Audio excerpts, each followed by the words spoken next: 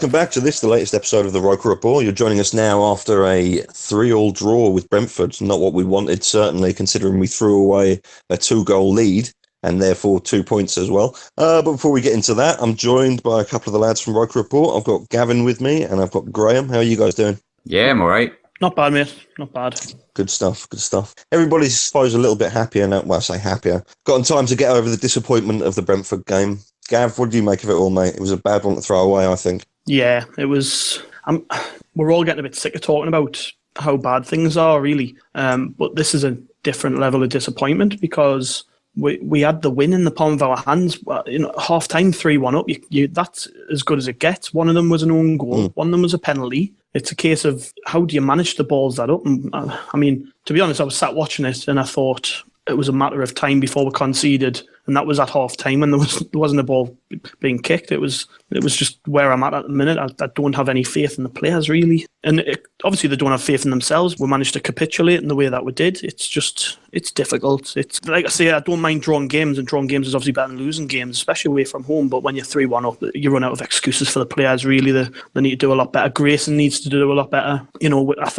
I thought the decision to set up like we did made sense for part of the game where we knew Brentford were going to hold on to the ball a lot. I mean, the stats at the end showed Brentford very good in possession. We knew that before we played them. And obviously the first goal came against the run of play. Really, they were back in our half. Oviedo wins the ball brilliantly, plays it forward through the channel, and Graben shows what a good striker can do and puts the ball away, which we're obviously now seeing the fruits of because Graben is a proper centre forward. Whether he's going to score us 20, 30 goals, I very much doubt it. But I do think that with him on the pitch, we're a lot better off than James Vaughan, for instance, and it's good to see him back. Watmore, again, good run for the penalty. He came out of nothing, really. His turn and then his little bit of movement and then, the run into the box, which won us the foul. That's what he brings to the team. Duncan Watmore, he's not technically very gifted, but he makes up for that with graft and determination, I think, and he gives us something that no other player does, which is the ability to win your fouls in dangerous areas because of he's such a nightmare to defend, really. And I think Graben, because he's not a particularly good link-up player, he's more of a, if I play off the shoulder, get in the right areas, I'll score your goals type of striker. He'll really benefit from having Watmore alongside him. So, I mean, there were positives to the performance. Those were the two main ones in my eyes. But it's glaring, just the overarching disappointment that I've got. The fact that we weren't able to see that game through and put points on the board. Yeah. Lee Cattermole had another poor game. I thought he was poor for the first goal. Some are saying he got fouled, but I just think he dillied around on the ball and lost it eventually, and they scored from it. The goalkeeper was poor, I thought. I think Steele needs to be dropped. We might come on to this later, I'm sure, but it's every week now. He's just not good enough. He's positioning for the free kick, I thought, was very poor. I thought he could have done a lot better with that. The third goal, I think he could have done better with that. Just it seems to be every week we're pointing out the fact that he could have done better on these goals, and he's not helped by the fact the defence in front of him are so poor. But it's becoming very difficult to defend him, and I'm sure the manager, he's made a bold choice in putting him in ahead of Reuter, who, all right, he isn't fantastic, but he's certainly got to be a better option than Steele at the minute, who is the man we spend quite a lot of money on. When you look at, in relative terms, you look at the budget, what was that, nearly a third of our budget spent on a goalkeeper who is clearly not good enough. But next week's going to be an even more difficult game because we're back at home and we know these players can't play at the Stadium of Light. That's quite clear. I think we're about 5 games now before it becomes a year since we won at home, which is just preposterous. And then after that we've got Bolton, who are below us in the table, and if we haven't won one of those 2 games, I think the Bolton game's the big one.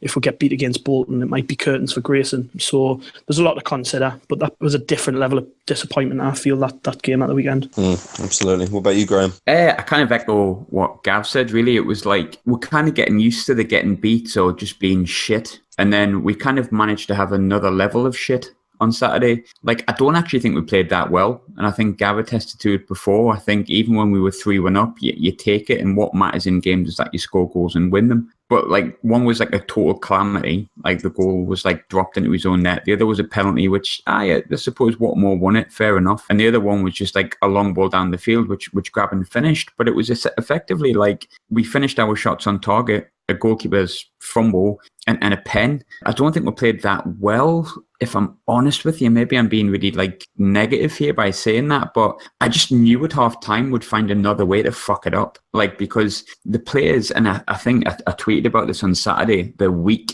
they've got absolutely no backbone at all. Like, not one of them, in my opinion, not one of them. And maybe that's harsh on people like Graben and what more, but I'm sick of like talking about individuals. This team as a whole are just weak. The manager's weak. I'm sick of people saying, we've got to understand, where we are and be realistic and not be deluded. Like, I'm not being deluded by thinking we shouldn't be second bottom of this division. It's not a good division. It's shit. It's full of absolute shit teams. And yes, we're one of them, but we're better than some teams. And I think, Grayson, in every bloody game, if we score a goal or we go one up, which is very, very rare, he just sits back, and this guy's meant to be like defensively sound. So you think, well, fair enough. I don't mind having a solid defensive foundation if we can do stuff up top. But if Graben's not there, I don't see us scoring goals. And fair enough, he's back. But like at the same time, I'm saying I don't see us scoring goals if Graben's not there. But we didn't really score that many when he was before he got injured. I'm just trying to cling on to some hope. And I think I did have that level of hope that, when Watmore came back and when we signed McManaman, and that I thought when Johnny Williams gets fully fit, we might have a decent team. But like they're back and we're still like fucking shit up. Like the defense is just not good enough. And I think there's a lot more problems than Grayson. But I think the unit as a whole, Grayson, is coaching staff, the team as a collective and as individuals are just weak-minded, weak-willed, and they're just not good enough to be at a club of our size. And when I say our size, I don't mean top 10 Premiership. No, not at all. I don't think we're a Premiership club. I don't think in the background we're set up well enough, but we're certainly not a relegation fodder being cut adrift at the bottom of the Championship. I think we're better than that, and maybe I am deluded, but I do think we're better. And I think, we're sleepwalking towards another relegation because just everyone in the club who can change things are weak as fuck. Weak. That's the consensus from Graham. Weak. Everybody's weak. I agree. I can see your point, like. I mean, when it comes to the game specifically, I was extremely disappointed. I agree with both of you. I think we all were as fans, really. The biggest problem for me is that the idea of a halftime team talk seems to be ignored these days by pundits. I think if you speak to any manager, they'll tell you how important, how crucial it is that you get the halftime team, not just the halftime, any team talk, how crucial it is that you get it right, and just how much of an effect it can have on the people in front of you, i.e. the players. So it really bothers me when fans turn around and say otherwise, you know what I mean? Like a lot of people say, like, they disagree with the team talk being an issue. But for me, it absolutely is. You're 3-1 up at half time. I mean, don't get me wrong, don't change things. I'm not telling you that there's some master plan there, but you've got to be able to keep some consistency in your squad at that point. You've got to be able to sit down everyone and say, right, look, we're lucky to be here. We're very lucky that we're 3-1 up. And we were, as we've both said already, we're very lucky to be here. We have to maintain this position. Now, what's really interesting for me about that game is that I've been slating Grayson's substitutions pretty much since he arrived, since we first got the opportunity to see it, because the timing of it and the selection was really concerning to me. I mean, he kept throwing on right backs, he kept bringing on John O'Shea, things like that. The only time that it would have been, for me, acceptable to bring on defensive-minded players is when you're leading 3-1 at half-time. That's the only time. So the one chance that he had to do what he always does and bring on defenders, the one time when it would have been useful, the one time when we needed to maintain what we had, he didn't do it. Now, I mean, that's entirely up to him. You can say what you like about the team. You can say what you like about the state we're in, about the owner and whatever, but that's down to the manager. That's down to the manager 100%. He should have recognised. I mean, even with Duncan Watmore, I think he brought him off at like 65 minutes, 70 minutes. He was knackered by that point. Watmore arguably shouldn't have even started the second half. But he did, fair enough. That sort of decision-making, he doesn't seem to understand the timing of it. When the rest of us look at the team and go, his legs are gone, we're being attacked down this flank, we're not defending very well, we need more strength at the back. He doesn't seem to see that. He's just maintaining, I don't know what his game plan is. It would be pure speculation for me to say anything. But that's what really concerns me about him. I think that's so crucial in a manager. That's why you get given substitutions. It's such an important part of the game. You need to be able to utilise those substitutions properly. That's something that he doesn't seem to be able to do, something that really concerns me. When it comes to Grayson, I don't think the bloke, for me, I know what you mean about bringing on defensive minded players to protect the lead and stuff like that, but I just, like, you're talking about like half times, and I think, I knew that he would be like, just sit back. Like, he just doesn't instill confidence. Like, and even if he, like, for me, I want a manager that's going to say, right, bugger this, let's go and get the fourth, let's finish it. You're 3-1 up, probably don't deserve to be, nonetheless, let's go and get the fourth, let's finish this game, get the monkey off our back, and then we can go into next week and try and win the game. But when he speaks in even his press conferences, it just doesn't fill me with confidence. I don't know if it's like his lack of lips, or it's just the fact that I just have absolutely zero confidence in what he says, because he just talks utter shit. Like, he just talks utter crap. He's like Martin Bain's mouthpiece, isn't he? Just like, oh, the club's got a good foundation, or good people, working class. And it's just like, it's the same shit every week. Like, I want to see someone like beat their chest. Like, I'm talking to Kevin Ball last week before the QPR game it was, and he was on about like the Derby game. We got chatting about that, and he says, when you play for Sunderland, you kind of stick your chest out and say, we're Sunderland. Do you get that from Simon Grayson? Because I get the kind of feeling that he's more like we're fucked as opposed to we're Sunderland. I just don't get any confidence from him. So how can you expect him to have a positive halftime team talk? I just think you'll be like, all right, lads, sit back, try not to concede early. Like I can do that. I'll take your wages. I can do that. It's easy. Like, and you cannot like polish a turd, and he's trying to do it. Like, came out and said, we played some good football at times. We didn't, not really. And then he said, we're disappointed, but you would have took a point before the game. No, I wouldn't have. Like, it's Brentford.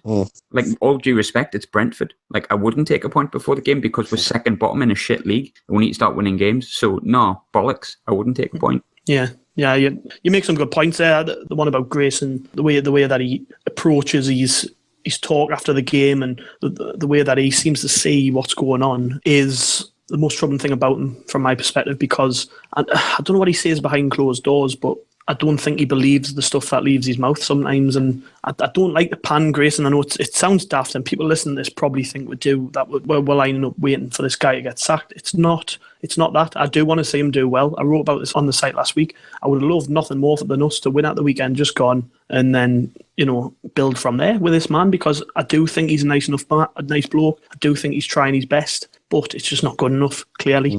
And I've seen a lot of chatter on social media about, okay, let's replace Grayson. So who with? I hate that question, really, because one, I'm not the person in charge of recruitment for the club. And if I was, I think what I would do is I'd go out and I'd find out about managers from other countries who might not be names, but do have the capabilities to come in with a group like this, play a better brand of football, that might eventually go on to achieve results, and it's been shown in the last couple of years. Clubs like Hull brought in Marco Silva. Nobody had heard of him. If someone had told you a year ago or whatever, Sunderland we're going to replace David Moyes with this guy, Marco Silva, who managed like a mid-table Portuguese team, you'd be thinking, who? But the fact of the matter was, it was actually pretty well thought out. The guy's a good coach. Hull were very unlucky not to stay up. And you're seeing what he's doing at Watford. Okay, they got beat at the weekend, but there's a manager who came out of nowhere who's actually very skilled and good at his job.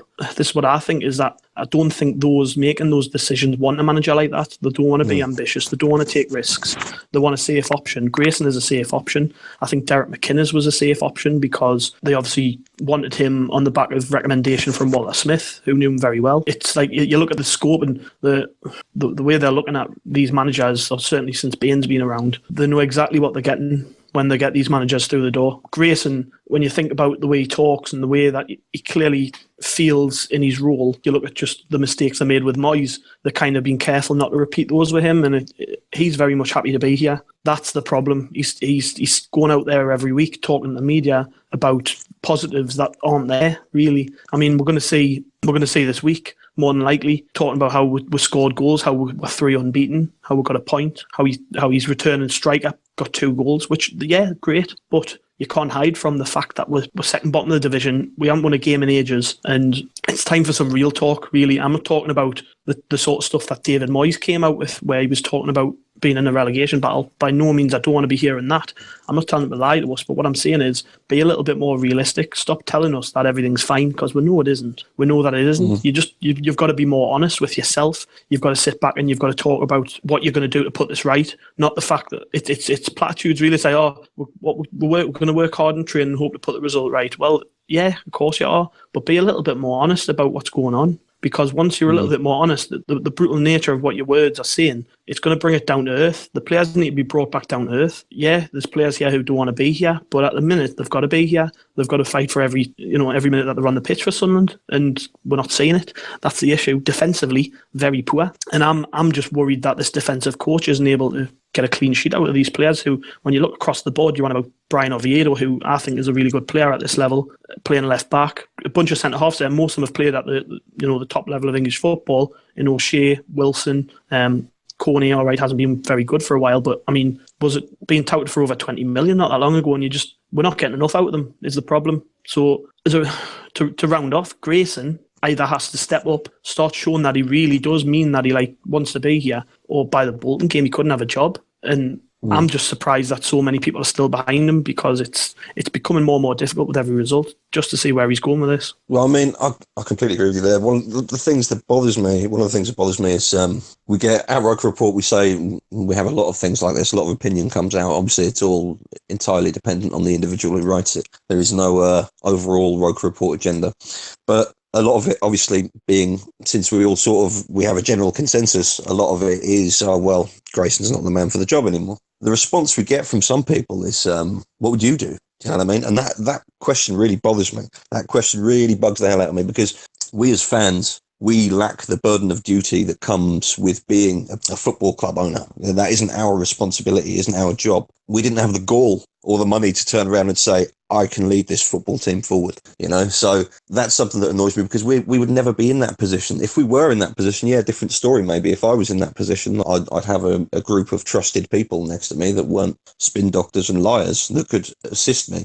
Do you know what I mean? I'd ask football people. That's what you do, isn't it? You go into a scenario where, let's just imagine theoretically for a moment that you are a billionaire and you do now buy Sunderland. Not that you need to be a billionaire, by the way, but let's imagine for a second that you do. You don't know much about football. What do? Do you hire accountants and lawyers, solicitors, things like that to help you? No, you don't, do you? You hire football people, footballing men and women, people who understand the game in and out. And that's something that bothers me about being asked what I would do, as if that's some sort of pertinent rebuttal to the argument that Grayson shouldn't be here. Oh, what would you do then?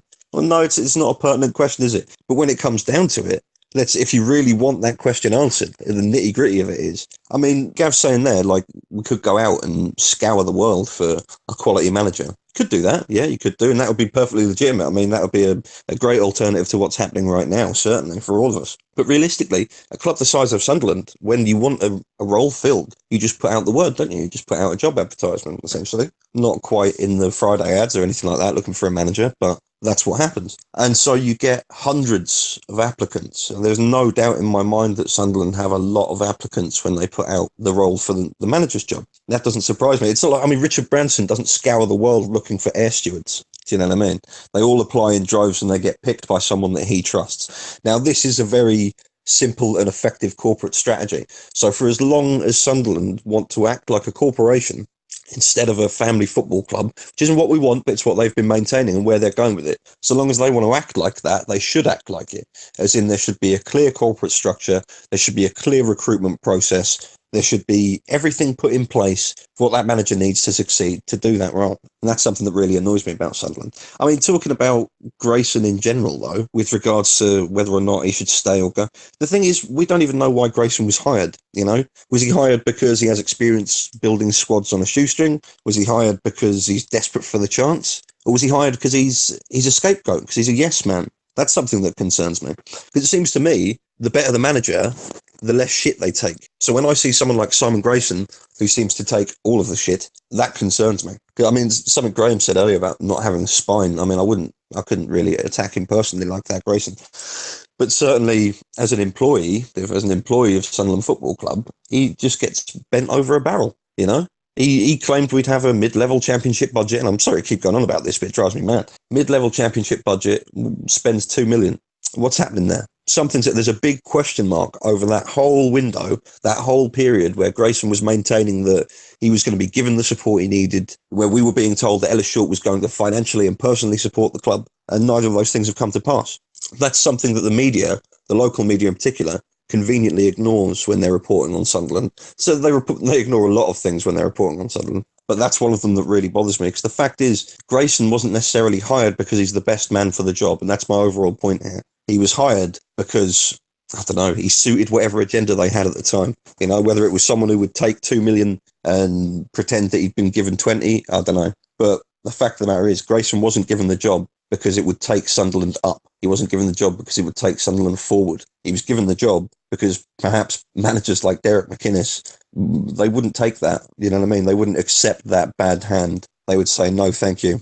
I know a good thing when I see it. I know a bad thing when I see it. And Sunderland right now are a bad thing. So, yeah, for me, there's a couple of things I covered there, I suppose. I don't really want to rant too much about it. It just really annoys me, the state we're in right now. Moving on, though, we do have some questions, as per usual. Got some questions from you guys on Twitter. Here's one. Here's a good one. Ken Chappell.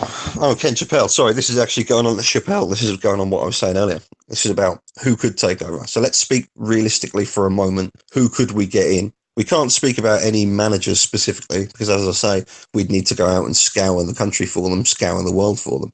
But it's clear that we need someone with backbone. It's clear that we need someone who won't tolerate anything less than absolute commitment from his players. You know, that's something that needs to happen. You can't just have players turning up every day and paying them and assuming that that's their job done, because it isn't. I was talking about this yesterday with some friends, and I was trying to work out what it is I would look for in a manager, particularly as obviously you and Ella Short's go nowhere anytime soon, and you've got to consider the limitations that pretty much every manager in the last 3 or 4 years had placed on them. Nothing's going to change in that respect. So even if we replace Grayson, we could be sat talking about the same problems, essentially, that the players aren't committed enough, that, you know, we're not spending enough money in the transfer window, etc., etc. But I think the bare minimum that I would expect of any manager is that they're able to get these players to play in a fashion which, one, suits them, which, two, sets us up in a more positive manner, because for a long time now we've played a lot of very dull football. And I do think that when you look at the quality of our attacking players, certainly we should be playing better stuff than just kick and rush, back to front football, which is what we're playing under Grayson. You know, thirdly, I think that whoever replaces Simon Grayson, should he go, which, to be honest, I do think is around the corner, provided we, you know, don't get a couple of decent results coming up. I think whoever replaces him has to understand that we need more than just words. He came in and he told us that this is a passionate area of the North East, and we all bought into it. I was like, oh, it sounds excellent, this.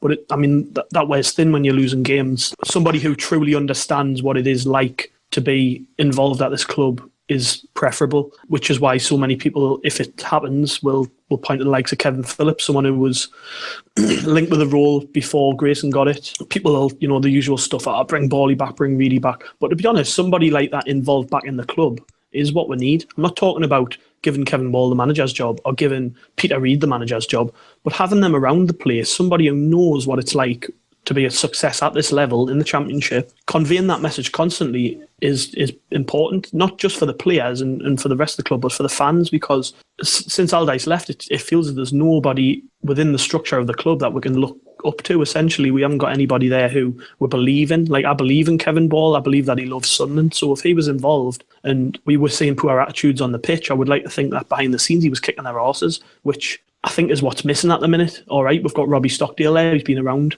a few managers now, and that's kind of the problem. There's no real change behind the scenes. Every time we're replacing these managers, it's like a new face, but with the same coaching staff behind them. And yeah, if Grayson goes, I think it's got to be somebody who not only sure knows what they're doing, I just think they've got to know what this club's about. It's more than just saying that you know what this club's about. We know that the people out there without jobs, or there's even people like Ken Ball at the club who behind the scenes could be used a lot better than they are currently. So that's my 2 pence on it anyways. I just think it would have to be a very measured replacement, and as long as Ellis Short's here, we're not going to be spending big bucks on good managers, so it would maybe have to be something a little more well thought out. I just fear that the reason Kevin Ball's nowhere near the coaching side of things anymore is because he knows exactly what's going on, and he knows exactly what would put it right, essentially. And they don't want somebody like that rocking the boat. They want a yes man, and that's the issue. Really, we're stuck in this rut until Short leaves. So it would have to be would be wishful thinking, really. Somebody like coming back. I completely agree with you, and that's the problem, isn't it? We are stuck in limbo. There's no way forward. There's no path for us because we've still got the same owner. We've still got the same CEO, and they've still got the same agenda, whatever that is. And that's something that they keep to themselves. Because I'll tell you right now, it's not promotion. That's not on the menu. That's not happening. And just in case you were thinking it was, it's not. I don't know what happened. I don't know. We speculated a lot before this all began. We speculated a lot at the start of the season, the end of last season, whether this was going to be the sort of season where we consolidate whatever we have, consolidate our position in the championship, try and push up. Nah, just awful. As it is now, we're in free fall, and small things like not being able to hold on to a 3-1 lead with only 45 minutes to go. What's really tragic about that, actually, just to go off topic slightly, is in the Premier League, that's the sort of time frame that we'd have been dealing with regularly. We were dealing with regularly, do you know what I mean? Holding on, not just holding on for 45 minutes, holding on for like 70 minutes, 75 minutes, 80 minutes, getting an early goal and holding on and holding on and holding. We've seen some proper desperate, even heroic defending at the Stadium of Light, and just from players in the jersey. And you don't see that anymore. Do you know what I mean? You see desperation, don't see heroism. I don't see any grittiness or anything like that. I don't see any real fight. Like that game against Brentford, I was sat there watching it. I was thinking, you know what? This is actually arguably one of the best Sunderland games I've watched, certainly this season. I mean, yeah, slim pickings and all that, but there seemed to be some energy. You know, I don't know whether it was just, I mean, to be fair, there was two crapped sides, you know what I mean, picking away at each other, but there was still a lot there to be positive about. And there is, we can, even though we lost those 2 points, there are still some positives to take. As we've mentioned before, Duncan Watmore's a fantastic little player. He's so crucial to us right now. Graben is arguably the most worthwhile of the transfers that we brought in, because even though McGeady's obviously a talent, Graben's still got a couple of years on him, and he's looking like he could become quite prolific if he can stay fit. He's certainly no Jermaine Defoe, but he is predatory, and that's something that we really needed to replace in Jermaine Defoe. That's something that we were certainly missing. Yes, we need more than that. We need some actual target men. We need some actual proper strikers. But in lieu of those, Graben, I think, does well. Yeah, positives from that. As I say, there are quite a few. The negatives outweigh them, I would say, when you're looking at things like Lee Catamol's performance and things like that. But when you turn to the performance of the front three in general, or I say front three, just the attacking forwards, everyone up front, you're looking really impressive to me. When I'm watching Sunderland's attack, I see a lot of promise there, and the problem that I have with the team generally is just the defensive side of things. I have absolutely no issues with our attack. Obviously, James Vaughan aside, I think Vaughan's a poor player, but provided you keep Graben fit, you get McGeady and you get Watmore around him, and then, you know, Williams could be a big player provided he stays fit, although we've seen so far while he's been here why he struggled at Palace so much to stay in the team was because of injury issues. We're saying that now. Really, he's nowhere near the team again this weekend, just gone. But if you can get players like that fit, that's and I said it when we brought them in, that's a top championship attack line. Like Matt Manaman's not getting in the team at the minute, and I think he's a good player. We've got good players in those areas, but behind them is a very poor shaky defence. So I said this weeks and weeks ago, because it's been so long since we last won a game. I said we've got to learn to start again from the back, and just that point Sam Allardyce used to make about keeping a clean sheet, keeping that first clean sheet. That we need to do that. We need to just tell the defenders, look, you fight for your lives on the pitch. Make sure we keep that clean sheet this week. And I've no doubt they're talking about it, and I've no doubt that they're riddled with self-doubt. But once that first clean sheet's kept and the confidence begins to restore, you're going to see a lot better Sunderland, because the attack's so good. If the defence behind them could play a bit and keep those clean sheets, I've got no doubt that we would score goals, because we have goal scorers all across that front four. It's just a case of how do we solve the big glaring issue, which is the defence. I mean, with players out injured like Wilson, it's hard to really make changes. I think he was pretty much forced to bring Coney in unless he gave a kid a chance, but as we've learned, that's just not going to happen. But this next game against Bristol City, they're a good team. They're a very good side. They're not near the top of the division without reason. But what we've got to do is we've got to let them come here, and we don't let them play through us. We throw our bodies on the line. We see some, like you say, heroic defending, and then get that first clean sheet out of the way. Even if it's a 0-0 draw, I couldn't care less. That clean sheet's going to be huge, because it sets them up to improve from there. We've already seen that the attack's good enough, but it's about time some of these players, stood up to be counted, because majority of them have played Premier League football throughout their careers for a reason. Standard Premier League defenders. But when you're dropping the Championship, you should be expecting better than this. And I guess this weekend, if it is a 0-0 draw, we've got to be happy with it. This game coming up, and we might get onto it later, but we've got to be happy that the team has managed to keep a clean sheet finally, because it's just been so long. It's been so long, and it would just be nice to come away and say, you know what, we defended really well today. The keeper was reliable, the centre-halves didn't put a foot wrong. But the only time I've been able to say that recently is when we've actually conceded goals. Like Preston, Shea played really well. Well, we conceded 2 goals, which is the big problem at the minute. So yeah, there's got to be a bigger focus placed on the defensive side of things, because I have no doubt that with players like McGeady on the pitch, we're capable up the top end. How do you motivate those defenders though? Like, Corney doesn't want to be here. How do you really realistically motivate O'Shea? Browning, he's going to make mistakes, but you can see that when he plays, he does try. I honestly don't think Grayson can do that. I think, we revert back to what you said earlier about having someone in the club, and we talked about Kevin Ball, Kevin Phillips and stuff like that. And I don't think, and there'll be a lot of people listening and they'll say, if you bring in someone like that, it doesn't magically fix. And no, I don't think that. But I think what I want to go back to, if you remember the time when we got relegated with 15 points, and I think, that season probably would have followed on the same way as this one has if things hadn't changed so early on. And I think it wasn't so much, we remember what having Niall Quinn as manager was like. He was awful, absolutely rotten, but he understood what he had to bring in, what kind of mentality he had to bring in, because he knew the club and he knew somebody of the ilk of Roy Keane could basically get players standing up an extra inch. And I think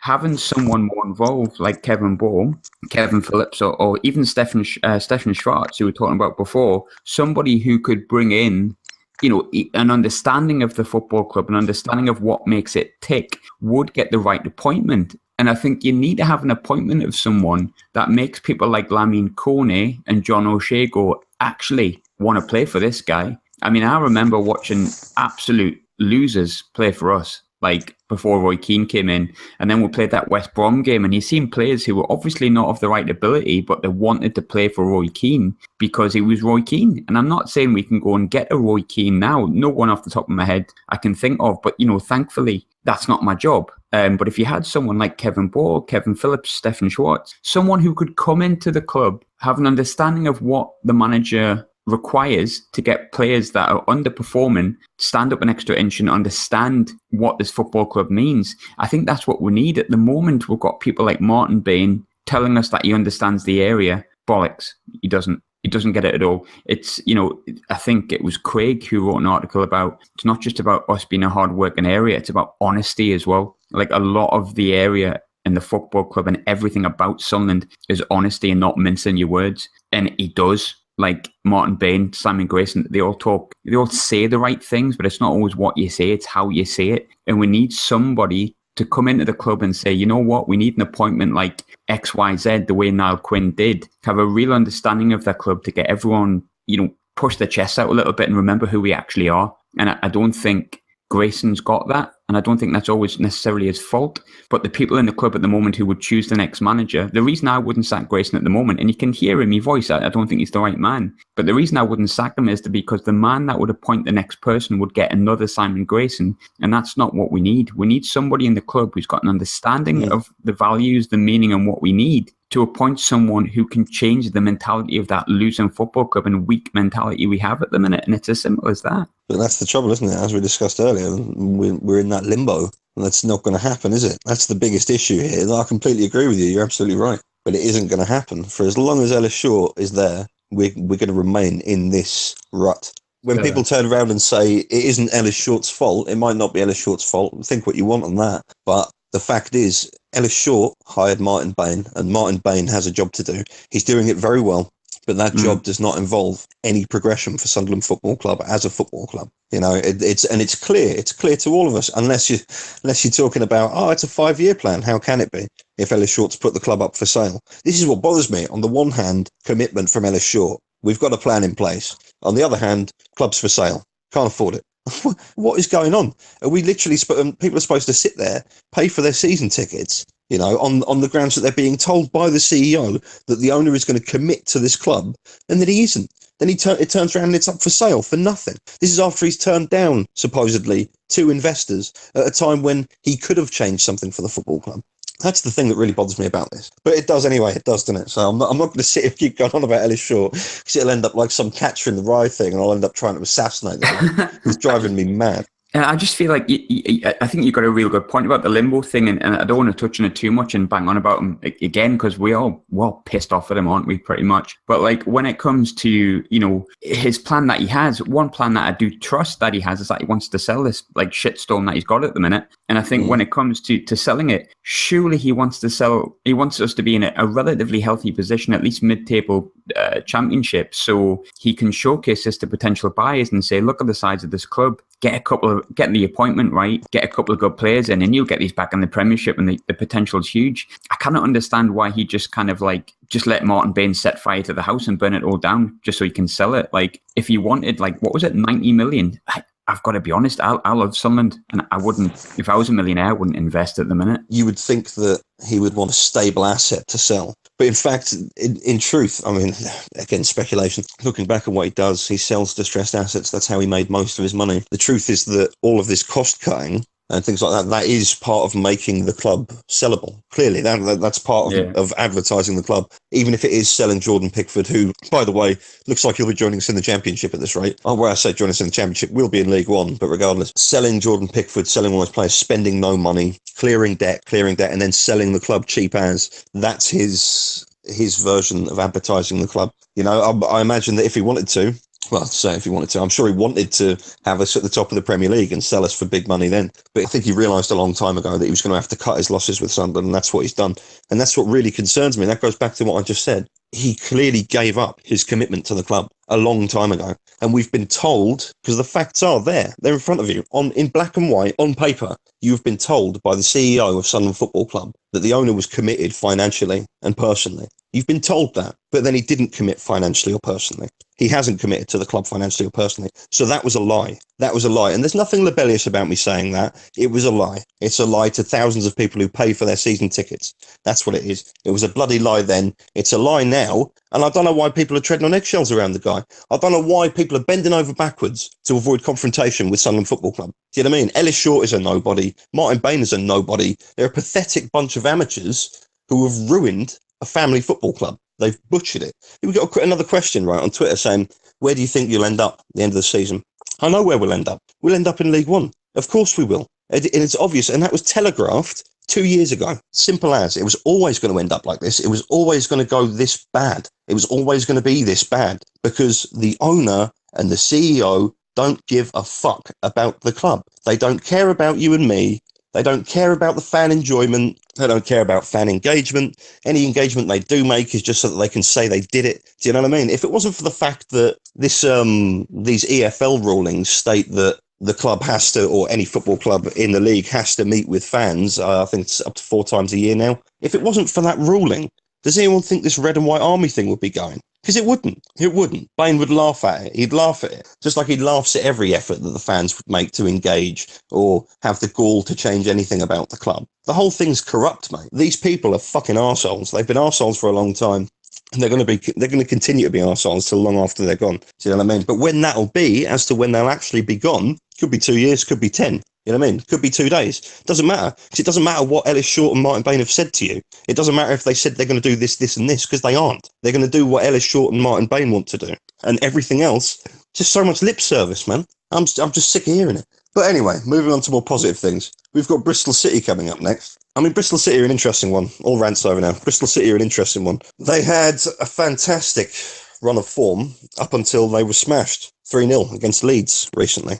I don't know if you can take that as any kind of positive or anything like that. I mean, it's a bit of for me, it concerns me that a team that were doing incredibly well, have a lot of firepower, have a really good organisation and a good manager. Concerns me that they're doing really well until they came up against Leeds. Leeds, a team who are also in some sort of weird rebuild and have been going on like this for the last couple of years, but they're looking very positive. And obviously, I was there when we got thrashed by Leeds at Stadium and Light recently. I was expecting more from that because I thought that the team were, as I say, in transition. And I thought we could pick up some points off them, but no, apparently not. Again, yeah, Bristol City are an interesting one. As Gav says, Simon Grayson doesn't have long at all, doesn't have very long at all to turn this around. I think Bristol City is going to be a fine example of that. If we go there and we can't even get a point, well, that's going to look really bad for him. What do you guys make of it, Gav? What about you, Bristol? Yeah, they're a good side. They'd only lost one game up until this past weekend, and what they've got, what we don't, is that strength within to just draw games out. So they've drawn 6 of the 13 games, which just shows they're pretty solid. Which worries us slightly, but again, when I'm talking about 0-0 draws and stuff like that, it's probably more likely to come this weekend than it is against Bolton. But yeah, Bristol, decent team. They've got a good young manager who's got a lot of ambition. They'll be keen to put that result at the weekend behind them because, as we saw, like you mentioned, Leeds are, I would say, probably the best team we've faced this season. I know when you look at the top, Cardiff are in second, Sheffield United are third. 2 teams we've lost to at home this season as well. But when it comes to who was the best footballing side we've faced, Leeds were definitely that team. So, it's hard to bear, but they've just got to put that behind them. They've got to beat off a good side. And coming to the stadium, I like them, if they needed to be refocused, then this game will certainly refocus them because they're facing a side who struggle at home, for one. They're facing a side who can't stop leaking goals, and they're facing a team who they know if they're very patient in early doors, pick their moments, that the atmosphere around the place will do the work for them. But I am still pretty confident that we might get something. I would be happy with a 0-0 draw, like I said before. I'm desperate for that next win, of course I am. But I just think that we need to make some steady progress somewhere, and starting with a draw would be nice, or a 0-0 draw. If it was a 1-0 win, that would be infinitely better. But what I'm saying is, if we come away and we've only managed a goalless draw, then I won't be too disheartened by it. They did have a player sent off at the weekend. The centre forward got sent off. He got straight red, which means obviously they've got to shake it up a little bit. I know he's not. The guy's called Matty Taylor. I think they got him from the conference. Not a particularly prolific player, but it's not great news when your striker gets sent off. But we've got to go into this game backs to the wall, knowing that a win is essential, knowing that as difficult as this stadium light is apparently to play at the minute, that it can be just as easy to play there, provided they go out and get an early goal. We go out and get an early goal, and we don't sit back. We actually put our foot on the ball, utilise the players we've got. We've got some good footballers up there that we can pick a team off, but we've got to start putting results behind us. We can't. I mean, we've sat and talked about the Brentford game at length today, but I mean, dwelling on the nature of that performance is going to do none of us any good. I'm pretty tired of just being negative and sick of everything. I'm dying for this team to get a win. I'm dying to have something good to talk about. Like, we come on the show every week and we're talking about how bad we are, and we don't want to be talking about how bad we are, but there's nothing good to talk about. It would be great if we sat here this time next week talking about how we've just beat a good side in Bristol City. So let's just see what happens. I think Grayson's on borrowed time, but I don't want to focus too much on that. I just want to focus on the fact that this side really needs a win. If we get it at the weekend, what better way to carry on that form than against a team below you in the league, against Bolton on the Tuesday night? So I'm not big into all this keep the faith stuff and that, but at the minute that's all we've got, isn't it? Yeah, that's the truth of it. See, that is the ultimate crux of it all, is that regardless of how angry we are or how shit results are and things like that, we do keep the faith. I think that's half of the insult of being told to keep the faith, is that we already have it, and you're being told to keep it by people who don't understand what it is. So that's something that's always bothered us about. But yeah, Gab's absolutely right there. What he says, it's not easy being a Sunderland fan, is it? And it's not easy talking about it every week. No optimism, nothing but negativity. But that's just the way things are. Graham, do you have anything left to say on the matter, buddy? The Bristol City game. To quote the great Darren Gibson, we're shit, and I don't want to be shit. And that keeps me kind of going. I think, touching on what Gav said, I think, if Grayson's got anything about him, we've got to hope he has. And I do want to see him do well, of course I do, because it means we're doing well. But I think he's got to look at this game against Bristol City and, forget the fact that they're a decent side. It's Bristol City. Respectfully, we should be looking to win a game against Bristol City at home, no matter whose form is where. And the brilliant and beautiful thing about this division is anybody can twat anybody else by 4 or 5 goals, and it's not surprising either way. And I think he's got to look at it and he's got to say, Bristol City, there's a chance to get the monkey off the back, get that win, and then all of a sudden, all this negativity that's around the club turns into a positive, and we've got Bolton at home on a Tuesday night at Halloween. Let's go bash them as well. And then you've got 6 points, and then we're probably looking upwards as opposed to downwards. We're not in the bottom 3. If he just has a little bit of bollocks about himself and just maybe plays McManaman, he plays... And I know we're talking about the clean sheet and stuff like that. At this point, I'm not bothered if we get a clean sheet. I would like to win 2-0, I would, but I just want to win. And now, if it's 5-4, if it's 7-6, I'm not bothered. Let's just go for it. Let's play on the front foot. Let's play McManaman, Williams if he's fit, McGeady. Let's just go for it. Get this win. Get it out the way. Get that monkey off our back. Go into the Bolton game. Smash them as well. And just go on and win the league. You know, that's what I think we should do. I don't care if it's 5'4", 7'6", 9'8", it doesn't matter, mate. We'll just bang him in. Christ almighty. I love this kid's optimism, though. Can you imagine if the dressing room had the same amount of optimism as Graham has right now? We'd be flying. All right, well, that's all we've got time for, though, guys. Thanks very much for joining us. Thank you to the audience for listening to us. As ever, you can subscribe to us on iTunes, Acast, YouTube. Don't forget to check out www.rokerreport.com. And that's all from us for this week. Hopefully we'll be joining you next week with some positive news. I know we say that every week, but there's no harm in trying, is there? So, yeah, for now, that's the Roker Rapport signing off.